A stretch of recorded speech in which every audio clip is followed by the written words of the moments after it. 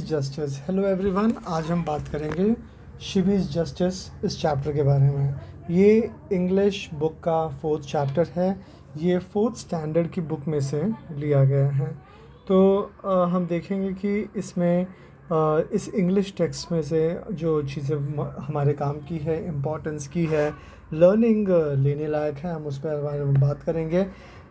मेरा language of talk English और हिंदी दोनों रहेगा, ताकि मैं दोनों क्योंकि जनरल अंडरस्टैंडिंग हमारे इंडियन बच्चों का हिंदी में ज़्यादा अच्छा होता है, तो इस वजह से मैं हिंदी, और क्योंकि ये लैंग्वेज इंग्लिश में है इसलिए मैं इंग्लिश को पढ़ के हिंदी में ट्रांसलेट और कहीं कहीं इंग्लिश सेंटेंसेस का भी इस्तेमाल करूँगा, ताकि इंग्लिश के सेंटेंसेस को भी अडेप्ट करने में बच्चों को थोड़ा इजी लगे। मैं इस ये एक चैप्टर है जो कि तकरीबन 1.5 पेज का ये एक चैप्टर है। उसके बाद इस चैप्टर में कुछ एक्सरसाइजेज हैं, हम उनमें से कुछ इम्पॉर्टेंट एक्सरसाइजेज को भी ध्यान देंगे। तो अभी के लिए हम शुरुआत करते हैं पहले इस 2.5 पेज के चैप्टर के साथ। चैप्टर का नाम है Shibi's justice. Just to give context, Shibi Maharaj हैं, भगवान रामचंद्र जी के पूर्वज हैं, और तो हम देख सकते हैं कि ये स्टोरी काफ़ी लर्निंग के साथ भरी हुई होगी। तो शुरू करते हैं।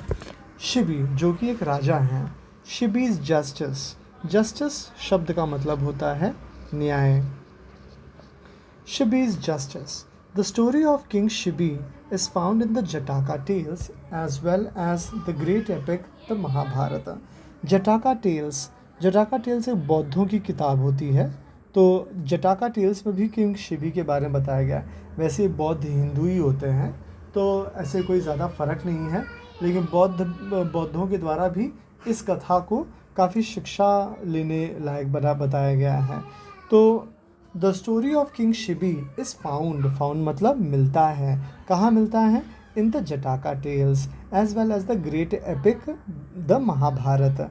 ग्रेट एपिक एक बहुत ही श्रेष्ठ ग्रंथ जिसे हम महाभारत कहते हैं, वहाँ भी हमें ये प्राप्त होता है।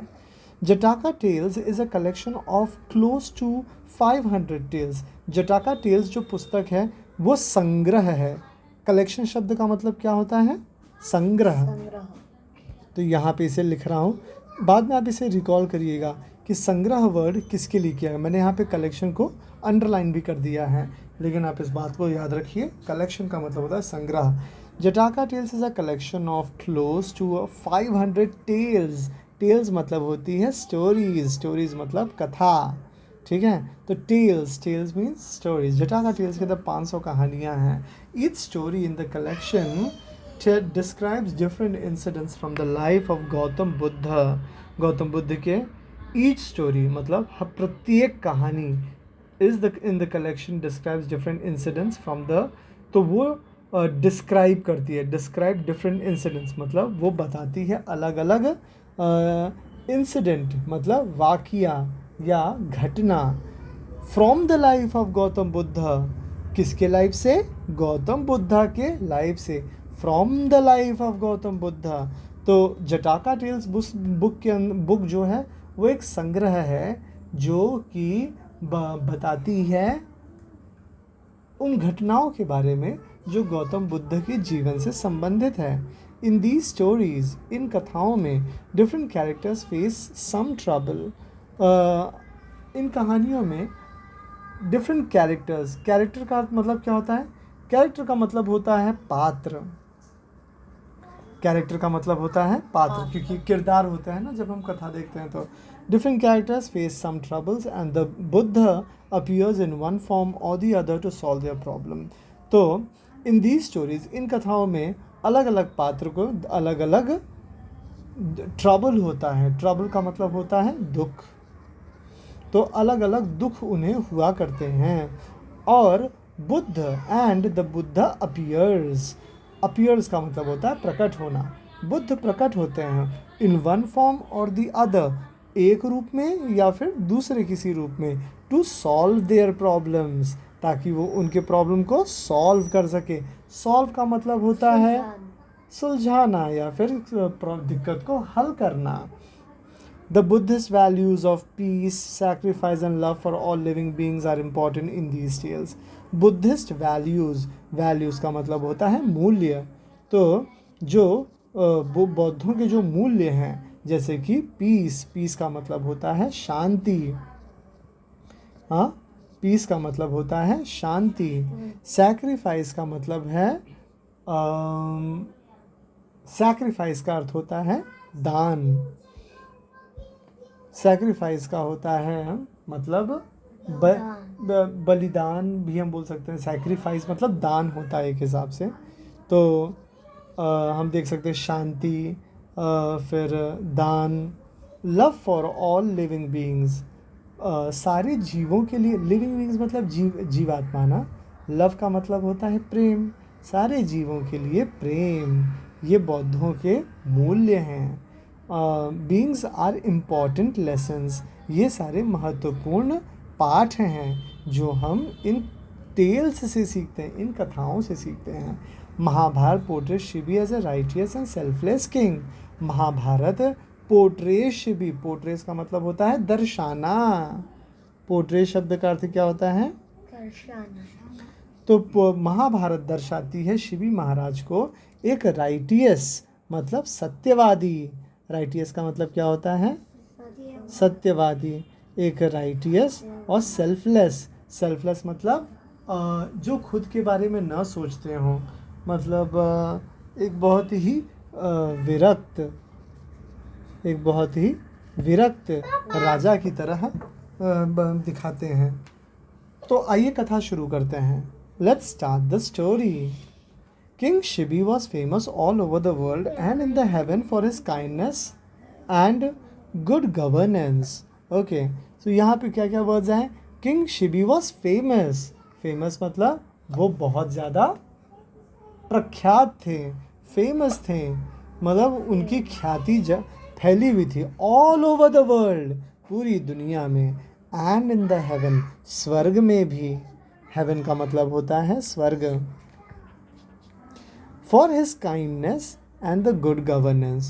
Kindness का मतलब होता है अपनी दयालुता के लिए. Kindness का अर्थ होता है दयालुपन. अपनी दयालुता के लिए और अपने गुड गवर्नेंस के लिए. वो प्रजा का बहुत अच्छे से ख्याल रख लेते थे. इस बात के लिए वो फेमस थे, प्रख्यात थे, या उनकी ख्याति बहुत ज़्यादा फैली हुई थी. One day, Shivi saw in his garden a wounded pigeon flapping its wing in a desperate effort to fly. एक दिन शिबी ने अपने गार्डन में देखा, अपने उद्यान में देखा, या फिर अपने बगीचे में देखा a wounded pigeon. wounded शब्द का मतलब होता है घायल. wounded शब्द का अर्थ होता है घायल पिजन को देखा. फ्लैपिंग मतलब होता है फड़फड़ाना. Flapping its wing in a desperate effort to fly. Flapping का अर्थ फड़फड़ाना, फड़फड़ाते हुए अपने पंखों के साथ. Wings मतलब पंख. In a desperate effort मतलब वो निरर्थक. Desperate effort to मतलब जैसे वो बहुत चाह रही हो. Desperation तब होती जब हम किसी चीज़ की बहुत चाह हो हमारे अंदर. So in a desperate, एक बड़ी ऐसी चाह के साथ कि वो उड़ पाए, वो अपने पंखों को फड़फड़ा रहा था. एक पिजन का अर्थ होता है कबूतर. तो ये है पिजन का मतलब होता है कबूतर. The king lifted the bird from the ground and wrapped it in his shawl to comfort it. राजा ने उस चिड़िया को उठाया ज़मीन पर से एंड रैप्ड मतलब उसे ढक देना. रैप का मतलब क्या होता है? ढक देना. राजा ने उसे ढक दिया. कहाँ पर? अपने शॉल से. To comfort it. शॉल से अपने जो कपड़ा उन्होंने पहना था उस शॉल से उन्होंने ढक दिया ताकि उसे आराम मिल सके. कंफर्ट का मतलब होता है आराम. कंफर्ट का मतलब क्या होता है? आराम. The next moment he saw a fierce falcon landing on the parapet. तो अब हम देखेंगे ये फैल्कन का मतलब, फियर्स का मतलब क्या है? फियर्स मतलब डरावना, फियरफुल, वो चीज़ जिसे देखते ही भय लगे. यहाँ पे फियर्स के बारे में बताया है. Wild and ready to attack मतलब फियर्स मतलब जो एकदम उस पर झपट्टा मारने के लिए आया हो। फैल्कन मतलब होता है बाज। तो वो फैल्कन जो बाज या जिसे हम चील बोल सकते हैं, द फियर्स फैल्कन चील landing on the parapet. Parapet क्या होता है? A low wall along the edge of a balcony. A low wall एक छोटे कद की दीवार जो कि आपके घर के बाउंड्री पे हो, बालकनी में हो, वहाँ पर उन्होंने उसे बैठते हुए देखा। लैंडिंग, लैंडिंग मतलब वहाँ पे उतरना, क्योंकि प्लेन उतरते हैं ना, तो हम उसे लैंडिंग कहते हैं। Landing on the parapet. Shibi at once realized how the pigeon was wounded and why it looked so frightened. Shibi तुरंत इस बात को समझ गए, realized how the pigeon was wounded, कि इस कबूतर को चोट कैसे लगी है, and why it looked so frightened, और वो इतना डरा हुआ क्यों है। frightened का मतलब होता है डरा हुआ होना। The falcon spoke in a human voice, और वो जो चील था वो उस समय बहुत ही गजब घटना हो गई, उसने आदमी की तरह बोलना शुरू किया। O king, you are known as a kind ruler living for the wellbeing of your subjects. हे राजा, आप जाने जाते हैं एक बड़े ही दयालु शासक के रूप में। रूलर का अर्थ होता है शासक, और काइंड का मतलब होता है दयालु। तो आप एक दयालु शासक के रूप में जाने जाते हैं। Living for the wellbeing of your subjects, subjects का मतलब होता है प्रजा। आप अपने प्रजा के सुख के लिए ही या उनके उनका भला करने के लिए ही आप जीते हैं। But today you are being cruel to me, लेकिन आज आप मेरे प्रति ऐसा क्रूर भाव रख रहे हैं। क्रूअल का अर्थ होता है क्रूर भाव। अब ज़रा सोचो, राजा अगर उन्हें खाने को नहीं देंगे तो वो खाए बिना मर जाएगा, इसलिए वो ऐसा कह रहा है। But today you are being cruel to me, आज आप मेरे प्रति ऐसा क्रूर व्यवहार कर रहे हो। I saw you guarding that pigeon, मैंने देखा है कि आपने उस कबूतर को गार्ड किया, मतलब आपने उसे सुरक्षा प्रदान की। गार्ड, गार्ड का मतलब होता है सुरक्षा देना। विच वॉज माई प्रे, जो कि मेरा प्रे का अर्थ होता है शिकार, जो कि मेरा शिकार है। Why do you snatch my food from me, snatch का मतलब होता है छीनना। आपने मेरा खाना मुझसे क्यों छीना। Snatch my food from me, मेरे खाने को मुझसे तुमने क्यों छीना, ये उन्होंने प्रश्न किया। फैल्कन का कहना भी सही था। शिबी ने क्या उत्तर दिया, चलो देखते हैं। शिबी रिप्लाइड, शिबी ने उत्तर दिया, ओ किंग ऑफ बर्ड्स, हे पक्षियों के राजा, this poor pigeon is hurt, ये जो बेचारा कबूतर है, यहाँ पे पुअर का मतलब गरीब भी होता है, लेकिन यहाँ पे पिजन गरीब नहीं है, पिजन बेचारा है, क्योंकि वो बेचारा चोट उसे लगी है और वो फड़फड़ा रहा है जीवन के लिए। तो poor pigeon is hurt and tired, और वो मतलब हर्ट का मतलब होता है चोट लगना, और टायर्ड मतलब होता है थका हुआ होना। It came to my refuge, वो मेरी शरण में आया। रेफ्यूज का मतलब होता है शरण। तो महाराज शिबी कह रहे हैं कि वो मेरी रेफ्यूज में आया। रेफ्यूज का मतलब होता है मेरी शरण में आया। ट्रस्टिंग, ट्रस्टिंग मतलब भरोसा करके आया। That I would save its life, ये भरोसा करके आया कि मैं उसका जीवन ये भरोसा करके आया कि मैं उसका जीवन बचाऊंगा। I would save its life, मैं उसका जीवन बचाऊंगा। Just as you do not want to die of hunger, जैसे कि तुम बिना भोजन के नहीं या भूख से नहीं मरना चाहते हो। This little bird does not want to be eaten by a predator, वैसे ही ये छोटी सी चिड़िया भी नहीं किसी शिकारी के द्वारा खाया जाना चाहती। Please tell me in return for this pigeon's life what other food I can offer you. मुझे कृपा करके आप ये बताओ कि इन रिटर्न, बदले में इस कबूतर के what other food I can offer you, मैं आपको दूसरा और कौन सा भोजन प्रदान कर सकता हूँ, मैं आपको ऑफर कर सकता हूँ, मैं आपको प्रदान कर सकता हूँ। द फैल्कन सेड, जो बाज था उसने कहा, food is the first choice of every living thing, भोजन ही सबका प्रथम चॉइस, चॉइस मतलब होता है चुनाव, भोजन ही सबसे पहला चुनाव होता है किसी का। Without food we all die, बिना भोजन के हम सब, ऑल का मतलब होता है सब, हम सब डाई, वी विल डाई, हम सब मर जाएंगे। इफ़ आई डाई, अगर मैं मर जाऊंगा तो my little children that have just hatched will not survive either, अगर मैं मर गया तो मेरे जो छोटे बच्चे हैं वो भी नहीं सर्वाइव, जो अभी अभी अंडों से हैच हुए हैं। हैच का मतलब होता है अंडा फोड़ के बाहर आना, अंडा फोड़ कर बाहर आना,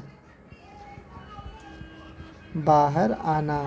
तो यहाँ पे फैल्कन कह रहा है, मतलब बाज कह रहा है, इफ़ आई डाई, अगर मैं मर गया तो मेरे छोटे बच्चे, माई लिटिल, लिटिल मतलब होता है छोटा, my little children that have just hatched will not survive either, जो अभी अभी अंडा फोड़ कर बाहर निकले वो भी नहीं बचेंगे।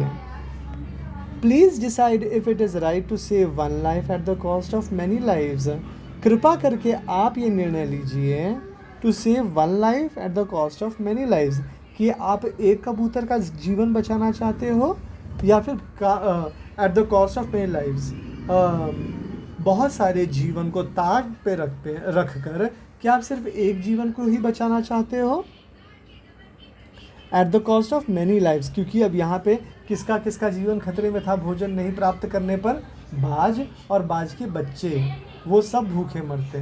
तो इससे अच्छा बहुत लोगों को बचाना है तो एक का नुकसान सह लो, एक को मार दो।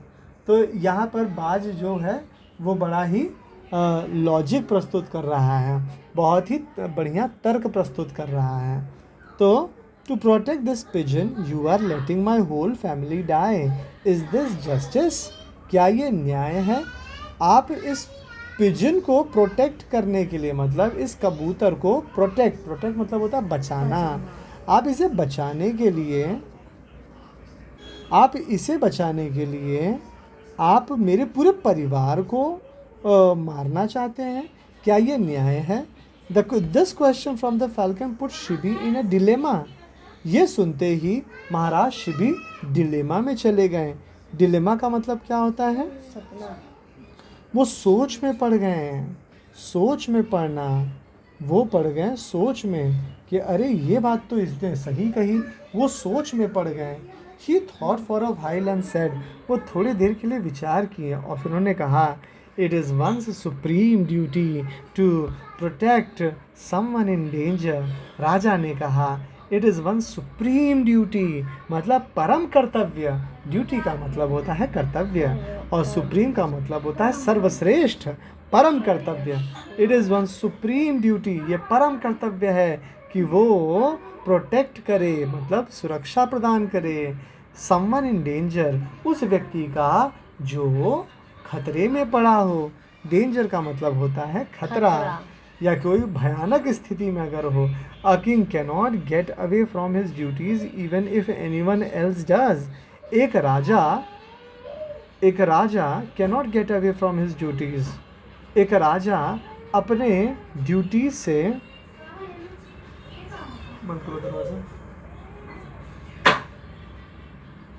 एक राजा cannot get away from his duties, एक राजा अपने ड्यूटीज़ या फिर अपने कार्यों से, ड्यूटीज़ का मतलब होता है अपने ड्यूटीज़ को हम हिंदी में काम कह सकते हैं या फिर अपने कार्य से, अपने कर्तव्य से, हाँ कर्तव्य बहुत सुंदर शब्द है। तो एक राजा अपने कर्तव्य से cannot get away from his duties even if everyone else does, अगर अन्य लोग अपने कर्तव्य से गिरते हैं राजा कभी अपने कर्तव्य से नहीं गिर सकता। अ king cannot get away from his duties, एक राजा कभी अपनी ड्यूटीज से दूर नहीं हो सकता। I can give you my whole kingdom if you promise not to harm this pigeon, मैं अपना समस्त संपूर्ण राज्य तुम्हें दे दूंगा। Whole kingdom I can give you, मैं तुम्हें दे दूंगा अपना समस्त राज्य, संपूर्ण राज्य में दे दूंगा अयोध्या का। If you promise not to harm this pigeon, अगर आप मुझे ये प्रॉमिस करें, प्रॉमिस का मतलब होता है वादा करना। अगर तुम वादा उर्दू हो गया, अगर आप मुझे प्रॉमिस मतलब अगर आप मुझे प्रॉमिस,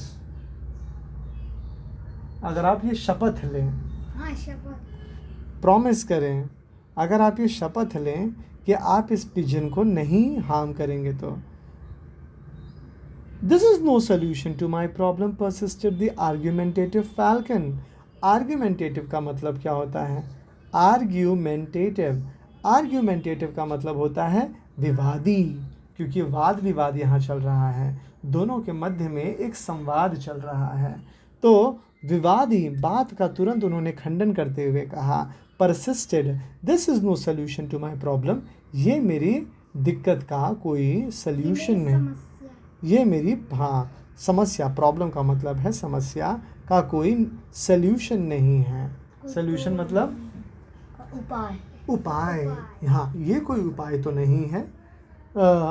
आर्ग्यूमेंटेटिव बाज ने कहा, फैल्कन ने कहा, I am a carnivorous bird, मैं मांसाहारी चिड़िया हूँ। To give me food you will anyway have to kill another creature, तुम्हें मुझे भोजन देने के लिए किसी को तो मारना ही पड़ेगा। अनादर दूसरे जीव को, क्रीचर मतलब जीव। Does it then make any difference, क्या वो उस समय कोई मतलब कोई ऐसा बदलाव होने वाला है? कंसिडर दिस सोल्यूशन, इस बात को मानिए, इस उपाय को मानिए। Please give me some flesh from your body equal to the weight of this pigeon, मुझे आप उतना फ्लैश दे दीजिए अपनी बॉडी से निकाल करके, from your body equal to the weight of this pigeon, जो कि इस कबूतर के वज़न का है, उतने वज़न का आप अपना मांस मुझे दे दीजिए। How well this falcon argues, thought Shibi, Shibi ने सोचा ये बाज कितना सही राय रखता है। हाउ वेल दिस आर्ग्यूज मतलब कितना सही उन्होंने विवाद रखा है। It has an accurate sense of right and wrong, वो बिल्कुल सही तरीके से, एक्यूरेट का मतलब होता है बिल्कुल सही, accurate sense of right and wrong, वो कैसे राइट और रॉन्ग को सही तरीके से समझ पाए। Shibi at once ordered a balance to be brought, Shibi ने तुरंत इस बात का ऑर्डर दिया, ऑर्डर मतलब आज्ञा दिया कि एक तुरंत तराजू, तराजू का मतलब होता है बैलेंस, एक तराजू इसी वक्त लाया जाए। हाँ, in one of its the dishes he placed the pigeon, अब तराजू के दो डिशेस होते हैं, दो बर्तन होते हैं, दो प्लेट होते हैं, तो एक बर्तन में उन्होंने उस कबूतर को रखा, and he then cut a chunk of flesh from his thigh with a sword and put it in the other dish, उन्होंने चंक मतलब एक छोटा सा भाग अपने फ्लैश का, फ्लैश मतलब मांस, अपने देह के मांस का, जो कि उन्होंने अपने थाई से निकाला था। थाई का मतलब होता है जांघ, अपने थाई से उन्होंने निकाला। कैसे? अपने स्वर्ड से, स्वर्ड का मतलब होता है तलवार, अपने स्वर्ड से उन्होंने निकाला मतलब अपनी तलवार से उन्होंने निकाला।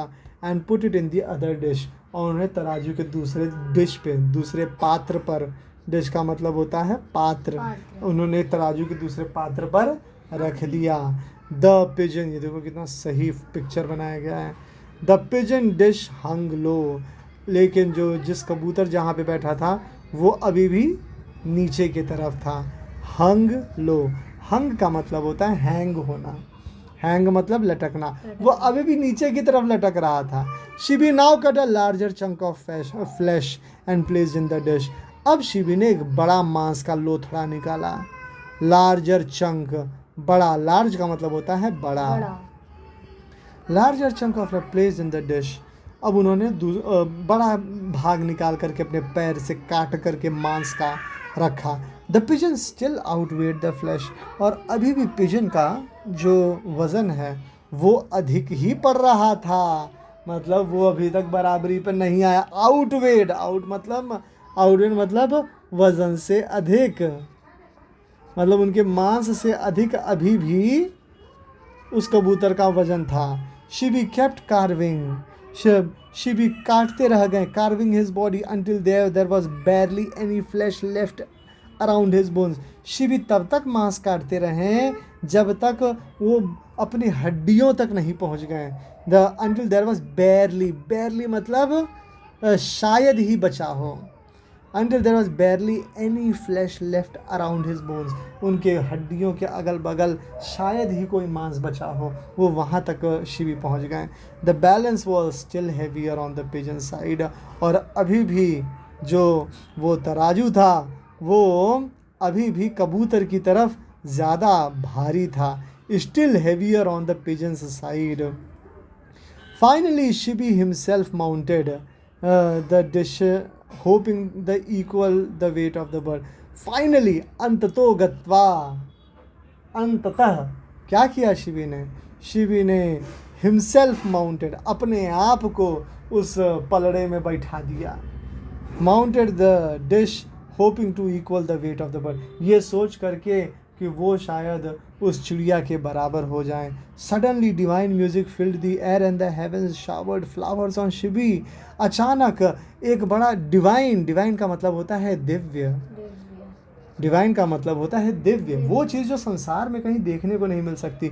Divine music filled the air, अचानक दिव्य संगीत हवा में कहीं से बहने लगा, फिल्म भर गया। And heaven showered flower on Shibi, और आसमान से या स्वर्ग से शिबी के ऊपर फूलों की बरसात हुई। शावर मतलब बरसात होना। The falcon and the pigeons disappeared in their places, stood Indra the king of gods and Agni the god of fire. Falcon और जो कबूतर था ये डिसअपियर हो गए, मतलब गायब हो गए, और गायब होकर के उनकी जगह पर स्टूड मतलब खड़े रहना, उनकी जगह पे खड़े थे Indra the king of gods, जो देवताओं के राजा थे, और अग्निदेव थे जो द गॉड ऑफ फायर, जो अग्नि के देवता हैं। इंद्र सेड, इंद्र ने कहा, Shibi Agni and I came down from the heaven to test you. हे महाराज शिबी, अग्नि और मैं केम डाउन, हम नीचे आए, फ्रॉम द हेवन, स्वर्ग से, टू टेस्ट यू, तुम्हारी परीक्षा लेने के लिए। जैसे स्कूल में परीक्षा होती है, टेस्ट होता है, तो उन्होंने ऐसा टेस्ट लिया उनका, मतलब कोई रिटन टेस्ट, ओरल टेस्ट नहीं, सीधा लाइफ टेस्ट, जीवन के ऊपर उन्होंने उनका टेस्ट ले लिया। You have proved that you are far greater than people think, तुमने ये प्रूव कर दिया, तुमने ये साबित कर दिया कि तुम और भी अधिक महान हो। You are far greater than people think, तब जो लोग सोचते हैं। You will have a full life full of happiness, तुम्हारे पास एक बहुत ही सुखमय जीवन होगा, full of happiness, and you will always be remembered by mankind, और तुम हमेशा मनुष्य जाति में स्मरण किए जाओगे। रिमेंबर्ड का मतलब होता है स्मरण किए जाना। लोग बोलते हैं कि हम भगवान का स्मरण करते हैं, लेकिन यहाँ पे इंद्र ने उन्हें कहा कि तुम आने वाले मनुष्यों में स्मरण किए जाओगे। और आज देखो 4th स्टैंडर्ड की बुक में उनकी स्टोरी हम लोग पढ़ करके महाराज शिवी को सच में स्मरण कर रहे हैं। Shibi's wounds disappeared as soon as these words were spoken. जैसे ही ये शब्द बोले गए, जो शिबी महाराज के देह पे जो चोट लगी हुई थी, जो उन्होंने अपने हाथ से उन्होंने काटा था, जो वो वूंड था, जो चोट थी, वो डिसअपियर हो गया, वो गायब हो गया। As soon as these words were spoken, जैसे ही, as soon as, जैसे ही, these words were spoken, ये शब्द बोले गए थे, He closed his eyes in humble prayers and the gods vanished. He closed his eyes in humble prayer. उन्होंने अपने आँखों को बंद कर लिया. Closed his eyes in humble prayer. एक विनम्र, humble का अर्थ होता है विनम्र. हम्बल का अर्थ होता है विनम्र. प्रेयर का मतलब होता है प्रार्थना. एक विनम्र प्रार्थना के लिए उन्होंने अपनी आंखों को जैसे ही बंद किया, एज द गॉड्स वैनिश्ड, वैसे ही देवता वहाँ से वैनिश्ड हो गए. मतलब गायब हो गए या फिर अंतर्धान हो गए. अंतर्धान हो गए. यहाँ पर ये कहानी ख़त्म होती है. So to put the entire story in English language, अब इस संपूर्ण कथा को मैं अपने पर्सनल इंग्लिश में बोल के बताऊंगा. एक महाराज शिबी थे. एक महाराज शिबी थे. There was a king Shibi. He was very righteous and very kind king. बड़े दयालु थे ना. तो ही वॉज वेरी राइटियस, बहुत ही सत्यवादी थे और बहुत he was righteous and kind, दयालु. There was one parrot, no, there was one pigeon who was wounded and was flapping its wing in the king's garden. The king, the king picked up the pigeon and covered it under his shawl. Immediately after that, a falcon came. And falcon started talking in human voice to King Shibi, asking King Shibi that it is his food. King could immediately understand that why the pigeon was having this kind of like wound and why it was existing in that situation. So Maharaj Shibi said, "Please do not eat this pigeon, because it has taken my refuge. It has come under my protection. You ask for anything else, I will give you my kingdom also if you ask. But please don't eat this pigeon." The falcon said, "If I don't eat this pigeon, then I will die. My newly hatched babies, they are going to die. So we all are going to die. Like there are multiple people who are going to die just to protect one single pigeon. So it is not good to kill so many people just to save one person." King Shibi understood that this falcon is really intelligent. And then King Shibi, no, the falcon only gave this idea that see, either you have to kill some other organism and give me. So again, as you are saving this pigeon, you have to kill some other animal or another creature. So better you give this pigeon only to me, or you do another thing, you give your flesh to me. So King Shibi immediately understood and agreed to the proposal. And King Shibi immediately asked to get a balance. King Shibi asked his like soldiers to get balance. And with a sword he started cutting his thigh flesh. So he took a chunk of flesh out and he placed it on one of the dishes of the balance. But it was seen that the pigeon was more heavier than the chunk of the flesh. Then King Shibi took another chunk of flesh from the thighs and thought that it would be sufficient for the size of the pigeon. But again, King was amazed to see that it still didn't overcome the weight of the pigeon. Finally, when there was no flesh left around the bone in the thigh, then King Shivi placed himself entirely on the platter, on the plate, on the dish of the balance. So in this way, it was understood that that king had completely, given up himself for just for the protection of a creature of his kingdom.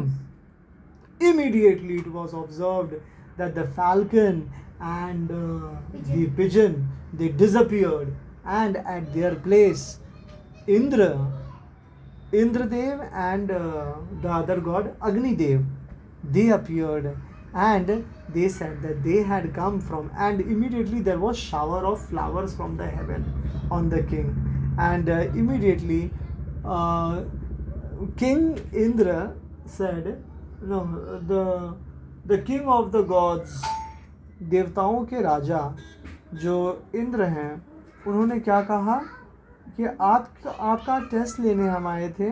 We had come to take your test, and very much in the near future, very much, no, you will be known by mankind for all the time to come in the future.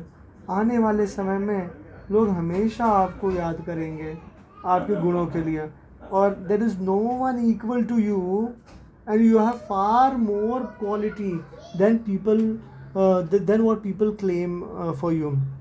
आपके अंदर बहुत ज़्यादा गुण है, जितना लोग बोलते हैं उससे भी अधिक गुण आपके अंदर है. आप इतने गुणवान हैं. और ये बोलते ही महाराज का जो पैर था, the wound that he had in his thighs, they disappeared, वो अपने आप गायब हो गए. महाराज ने तुरंत विनम्र पूर्वक उनकी प्रार्थना शुरू की. The king started offering humble prayers to the devatas, and that is when the devatas, they vanished, or they went away. Okay, they disappeared. Okay, so this was the story in my own words. ये मेरे शब्दों में मैंने पूरी की पूरी कहानी सुना दी. अब देखिए यहाँ पे बहुत सारे क्वेश्चन हैं. रिफ्लेक्ट, तो यहाँ पे रिफ्लेक्ट करना है. अंडरस्टैंड, तो choose the correct word. King Shibi was famous for, king Shibi किस चीज़ के लिए फेमस थे? तो अपने दयालुपन एंड गुड गवर्नेंस, अच्छा राज्य चलाने के लिए. In return for the pigeon's life Shibi offered the falcon what. राजा ने अपना राज्य देने की बात की ना, उन्होंने 100 गोल्ड कॉइन्स देंगे, his kingdom. The falcon and the pigeons were actually dash respectively Indra and Agni. Okay, say whether true और false. Shibi did not like falcons, नहीं ऐसा नहीं है, फॉल्स. क्या शिबी को फैल्कन अच्छे लगते थे, बाज अच्छे लगते थे? ऐसी बात नहीं है. तो ये हो गया फॉल्स आंसर, है ना. शिबी को हर कोई अच्छे लगते थे. शिबी दयालु थे. He was kind. Shibi was kind. Falcon was arguing intelligently. ये बात तो है कि फैल्कन बहुत समझदार था, क्योंकि उसने एक पर एक उसके अंदर बच्चों की बातें बताई जो अभी भी हैच हुए थे. तो अनडाउटेडली फैल्कन बहुत इंटेलिजेंट था. बाज बहुत ज़्यादा इंटेलिजेंट था. At the end of the story the falcon and the pigeon became friends and they flu.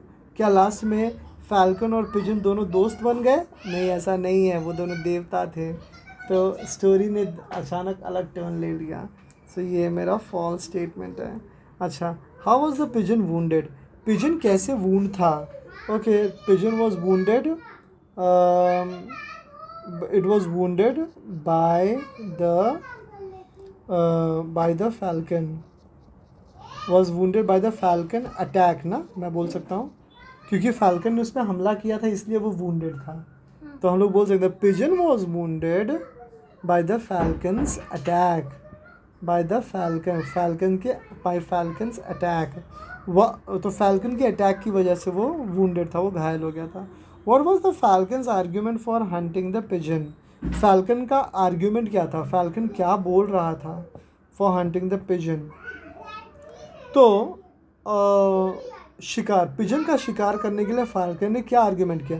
तो उसने कहा that its children will die. That its children बोला जाए कि या hatched babies will die, है ना. hatched, मैं यहाँ पे इसका आंसर लिख देता हूँ नीचे, नंबर 2 का answer. That it's hatched babies and the falcon itself will die if they don't get if they don't get to eat the pigeon. अगर उसको पिजन खाने को नहीं मिला तो वो और उसके न्यूली हैच्ड बेबीज जो हैं वो मर जाएंगे. They will die. So that it hatched babies and the falcon itself will die if they don't get to eat the pigeon. अगर उनको पिजन खाने को नहीं मिला तो. थर्ड क्वेश्चन का आंसर देखते हैं. What solution did the falcon offer for the king's dilemma about justice? जब किंग दुविधा में पड़ गए. डिलेमा का मतलब होता है दुविधा. जब किंग दुविधा में पड़ गए तो व्हाट सोल्यूशन, तब उसने क्या सोल्यूशन दिया. तो क्या इसका हिंदी में क्या आंसर दोगे. What solution did the falcon offer. उसने कहा आप अपना मांस दे दो. तो व्हाट सोल्यूशन फाल्कन ऑफर. तो हम लोग बोल सकते हैं that it asked king to give his own flesh. ये कहाँ लिख दूँ यहाँ पे. It asked king. It asked the king बोलना चाहिए ना. It asked the king to give his own flesh. His own flesh. तो ये होगा इसका answer. Why did King Shibi himself mount the dish of the balance? अच्छा, why did King Shibi himself mount the dish of the balance? King Shibi ने अपने आप को क्यों बैलेंस के डिश पे रख दिया. आखिर ऐसा उन्होंने क्यों किया. फोर्थ क्वेश्चन मतलब अपने आप को क्यों बैठा दिया. मांस रखते ना अपने आप को. तो to balance the pigeon. Equal weight. To balance to the weight of Pigeon. To balance to the weight of the pigeon, ताकि वो पिजन के वेट के इक्वल हो सके, है ना. To balance to the weight of pigeon, right. इसलिए उन्होंने ऐसे किया. बराबर. And without but one thing is that कि राजा ने अपने प्राण के बारे में नहीं सोचा. उन्होंने अपने एक छोटे से तुच्छ से मतलब क्रीचर के बारे में नहीं सोचा. आप समझ सकते हैं कि भगवान राम किसके घर आते हैं. कितने महान हैं महाराज श्री, कितना उनके हृदय में करुणा है. ऐसे जिनके हृदय में करुणा होती है भगवान उनके यहाँ आते हैं. कितनी कमाल की बात है. Can you offer any other just solution for the problem of the falcon and the pigeon. क्या तुम्हारे मन में कोई ऐसा दूसरा सोल्यूशन आता है अगर इस सिचुएशन में अगर तुम होते हैं तो. क्या ऐसा can you offer any other solution. कोई दूसरा न्याय तुम दे सको, दूसरा हल बता सकते हो इस दिक्कत का. तो यहाँ पर ऐसा हो सकता है कि राजा अपने राज्य में ये ढूंढ सकते थे कि उनके राज्य में अगर कोई जानवर मरा है तो मरा हुआ जानवर फाल्गुन को दे सकते थे. करेक्ट. सो हम लोग ये बोल सकते हैं किंग could have searched ऐसे searched for dead animal in the kingdom. Dead animal in the kingdom मतलब अपने किंगडम में वो डेड ऑर्गेनिज्म को सर्च कर सकते थे. इन द किंगडम एंड नहीं search and give king could have searched for dead animal in the kingdom and given to the falcon. Given to the falcon, है ना. to protect the pigeon. Pigeon को बचाने के लिए वो ये काम कर सकते थे. to protect the pigeon, है ना. तो हमने देखो सारे आंसर्स दे दिए हैं. अब ये हो गया ये वाला कौन सा सेक्शन था? अंडरस्टैंड वाला, कहानी को समझे कि नहीं इसके लिए। अब ये बारी है थिंक की। थिंक केयरफुली, ध्यान से सोचो और सोच के बताओ। What traits of king Shibi made him a good king? Trait का मतलब होता है लक्षण। ट्रेट का मतलब क्या होता है? लक्षण। लक्षण बोल सकते हैं, ट्रेट मतलब गुण भी बोल सकते हैं। तो what traits of king Shibi made him a good king? तो ऐसा कौन से लक्षण थे कि वो गुड किंग थे? तो पहले वाले क्वेश्चन का आंसर ये है कि वो पहली बात तो राइटियस थे, मतलब सत्यवादी थे। सत्यवादी राजा हरिश्चंद्र, मतलब हरिश्चंद्र भी शिवी महाराज के ही कुल के हैं। तो या तो उनके दादा या मतलब उसी मतलब फ्लो में आते हैं। तो सत्यवादी थे, वो काइंड थे, है ना, राइटियस थे और काइंड थे। Why did the falcon accuse Shibi of being cruel to it? अच्छा, फैल्कन ने शिबी को क्रूअल क्यों कहा, क्रूर क्यों कहा? सो ये दूसरे क्वेश्चन का आंसर क्या होगा? Do you think the king was cruel? तुम्हें लगता है कि राजा क्रूअल थे? तो आंसर है no, the king was not cruel. No, the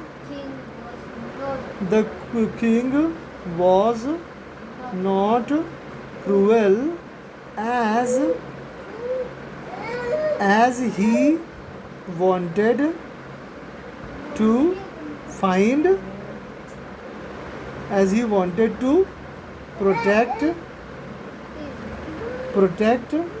the life of the creature that जो उनकी शरण में आ गया था। That had come to his refuge, that had come to his refuge, जो उनकी शरण में आया था वो उसको बचाना चाहते थे, तो वो क्रूअल नहीं थे। लेकिन तो उन्होंने क्रूअल क्यों कहा? तो इसका अब आंसर देना है। So the falcon said the king was cruel because the falcon said that the king was cruel. The king was because, क्यों कहा उन्होंने राजा को cruel? because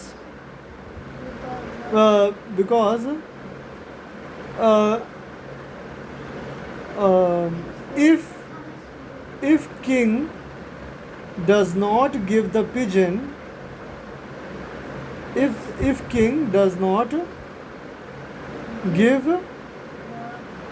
the pigeon for eating, then what will happen? Then the falcon and its hatched babies will die. उनके जो नए नए babies थे वो सब मर जाएंगे। तो इसके लिए उनको क्या बोला उसने? क्रूअल बोला। क्या बोला? क्रूअल बोला। Can something which is right for one person be wrong for another? क्या ऐसा हो सकता है कि जो एक जन के लिए सही हो वो दूसरे के लिए गलत हो सकता है? क्या ऐसा हो सकता है? तो हाँ, हो सकता है, क्योंकि पिजन अपने आप को बचाना चाहती है, लेकिन पिजन अगर अपने आप को नहीं मारती है तो वो मर जाएगा। तो एक का अच्छा करने जाओगे तो दूसरे का बुरा हो जाएगा। तो क्या ऐसा होता है? हाँ, होता है। Justify your answer using the falcons argument. हाँ, तो हमें इसका आंसर लिखना मतलब हमें इसको थोड़ा एक्सपैंड करके अपने शब्दों में लिखना पड़ेगा। क्या? कि yes, it happens that someone's profit, किसी एक का प्रॉफिट किसी का लॉस हो सकता है। Is someone's loss, someone's profit could be someone's loss. And here pigeon life means it is the loss of falcon and its family's life. Falcon and its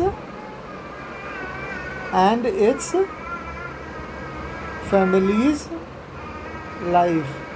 Okay. So loss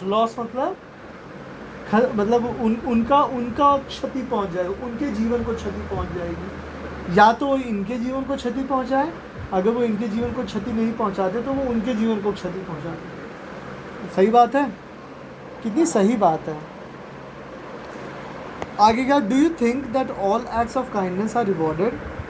क्या तुम्हें ऐसा लगता है कि हम संसार के अंदर जितनी भी दयालु की चीज़ें हैं, क्या हर एक चीज़ का हमें पुरस्कार मिलता है? तो हम बोलेंगे कि ऐसा नहीं होता, पर ये भी है कि भगवान रामचंद्र जी उन्हीं के घर पे आए हैं, तो पुरस्कार तो देखो मिलता ज़रूर है, लेकिन तुरंत नहीं मिलता है। मिलता ज़रूर है लेकिन, क्योंकि भगवान रामचंद्र जी और किसी के और के घर क्यों नहीं पैदा हो गए, इन्हीं के घर क्यों पैदा हुए? क्योंकि महाराज शिवी जैसे लोग जिस घर में हैं, भगवान ऐसे कुल में उत्पन्न होते हैं जहाँ के लोग बड़े दयालु, बड़े विद्वान, बड़े क्या बोलते हैं, तपस्वी होते हैं। भगवान ऐसों के यहाँ आते हैं, है कि नहीं? तो इसका उत्तर तो मैंने बोल के ही दे दिया। तो हम लोग यहाँ पर अपने इस वीडियो को रोकेंगे। 50 मिनट का वीडियो हो गया है लगभग। चलो, जय श्री राम।